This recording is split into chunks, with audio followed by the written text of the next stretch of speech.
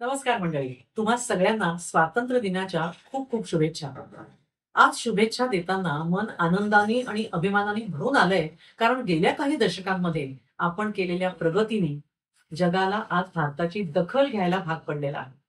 विज्ञान, तंत्रज्ञान, खेळ, राजनीती, सैनिकी बळ, आत्मनिर्भरता अशा अनेक बाबतीमध्ये भारताचा नजरेत भरेल असा ठसा उमटलाय. याचा सगळ्यांना अभिमानच आहे. पण तरीही आज या शुभेच्छा देताना मन जरासं साशंक आहे. कारण मी स्वातंत्र्याच्या शुभेच्छा देते आहे, की स्वैराचाराच्या शुभेच्छा देते आहे, असा विचार माझ्या मनात येतोय. कारण बहुतांश जनता वाटेल तसं वागण्याचा परवाना मिळाल्यासारखीच वागतेय.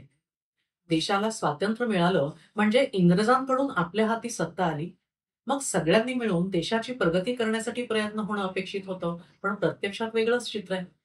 कारण राष्ट्रहितासाठी काही नियम किंवा बंधनं आणण्याचा प्रयत्न केला तर लगेच सगळ्यांच्या भावना दुखावतात.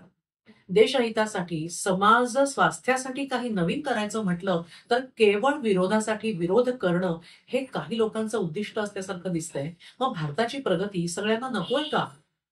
जागतिक पातळीवरच्या मोठ्याच नव्हे तर अगदी लहान-सहान निर्णयांना पण विरोध. उदाहरणार्थ, लोकांना रेबीज झाला तरी चालेल, पण बेवारस कुत्री जपली पाहिजेत.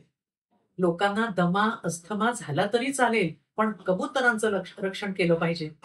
टाउन प्लॅनिंगची वाट लागली तरी चालेल, पण अनधिकृत बांधकामं नियमित झाली पाहिजेत.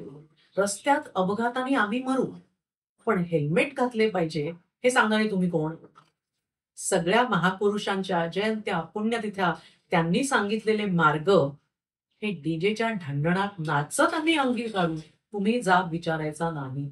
कोणत्याही जाती धर्माच्या धर्मस्थळांच्या जवळ असलेल्या शाळा, दवाखाने किंवा जवळ राहणारे वृद्ध, रुग्ण, लहान मुलं, रहिवासी, विद्यार्थी या सगळ्यांना त्रास झाला तरी चालेल, पण मोठमोठ्याने आम्ही आमचा जो देव आहे त्याची आळवणी करणार. कोणताही सण साजरा करताना त्याचा राजकीय शक्ती दाखवण्यासाठी वापर करण्यासाठी इव्हेंट करू. मूळ उद्देशाला हरताळ फासत केवळ सवंग लोकप्रियता आणि स्वैराचार या सगळ्यामध्ये मूळ प्रश्नाकडे दुर्लक्षच होतं. कारण तार्किक विचार न करणारी जनता अधिक आहे. दुर्दैवाने अशा अविवेकी मनुष्यबळाचा दट्ट्या चुकीच्या ठिकाणी मारला जातो आणि सरकारला वेठीला धरत अनिष्ट पायंडे पाडले जातात.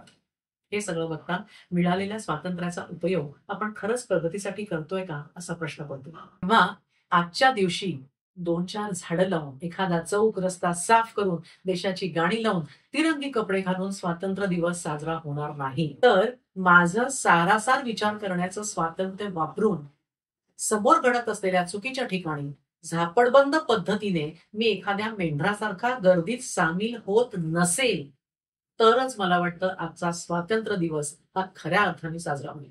तुम्हाला काय वाटतं?